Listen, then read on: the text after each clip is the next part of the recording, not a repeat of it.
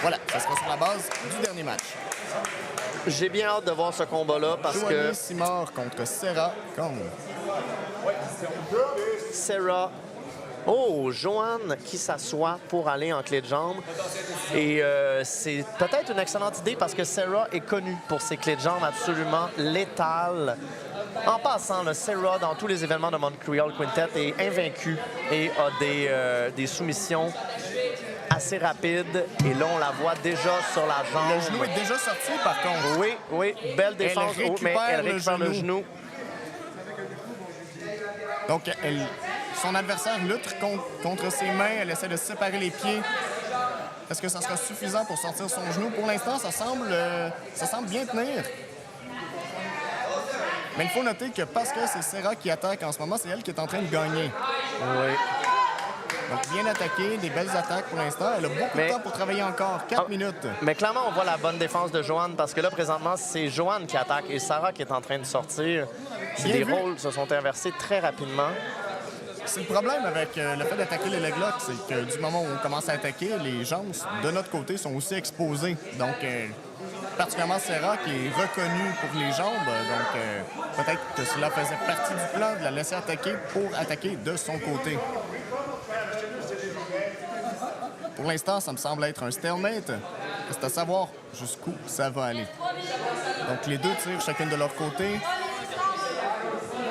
L'une attaque la jambe gauche et l'autre la jambe droite. Donc, un petit... Elle décide d'y aller pour le mais saddle. quand même, Joanne qui fait un excellent travail. C'est incroyable. Oh, par contre, elle a laissé traîner sa jambe gauche, qui est maintenant accessible pour un straight ankle lock.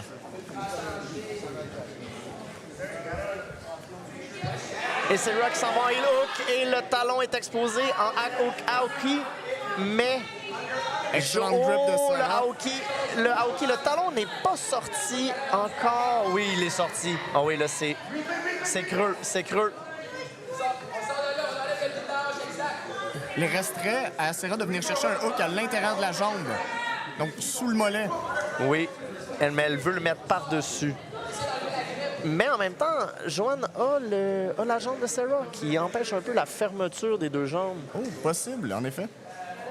Et Joanne semble très bien aller présentement, malgré la pression sur son genou. Et un petit regard sur le timer. Peut-être qu'elle se demande à quel point elle a du temps pour terminer son adversaire. Elle a la moitié du combat. Et pour l'instant, si le combat terminait maintenant, j'aurais de la misère à dire une gagnante. Hein. C'est pas mal ex-aequo dans les attaques et dans l'activité. En termes d'activité, j'aurais tendance à le donner pour Serra pour l'instant. Mais ouais. peut-être qu'au final, la décision reviendra au juge et à l'arbitre. Mais un bon bête des deux côtés qui ne semble pas vouloir diminuer. Les deux ont un excellent contrôle. À une erreur près d'être fini des deux côtés. Donc, excellent bête de la barre de Serra. Elle vient chercher son hook en dessus. Un beau Aoki. Et qu'elle abandonne. Elle va vers le dos. Mais Joanne est sur un straight ankle lock, mais Serra est bien montée sur elle. Oui. Ça va être compliqué. Mais tant et aussi longtemps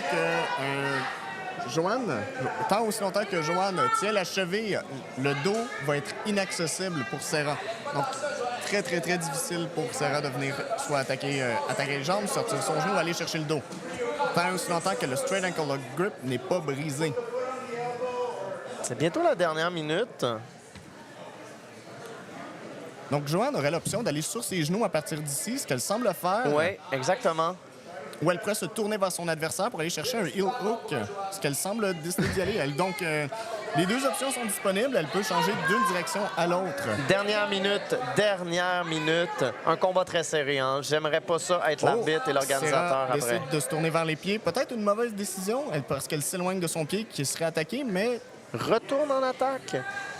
Là, on cherche l'activité. Il reste 45 secondes. On veut avoir des tentatives de soumission. On veut menacer l'adversaire. Je vais dire comme toi, ça devient de plus en plus difficile de déterminer une gagnante dans ce match-là. Donc, on a un pied à cross. On rappelle que c'est possible pour les femmes d'aller chercher des reaps, ce qu'on voit bien évidemment en ce moment. Donc, c'est les règlements experts. Un excellent bête de la part de Joanne sur la cheville gauche de son adversaire. Les 15 dernières secondes. Elle pourrait opter d'y aller sur son côté. Il y a peut-être un heel hook ici. On le voit mal à la caméra pour l'instant, mais les deux options seraient disponibles. 5 secondes. Et c'est terminé. Un choix que j'aimerais ne pas avoir à faire.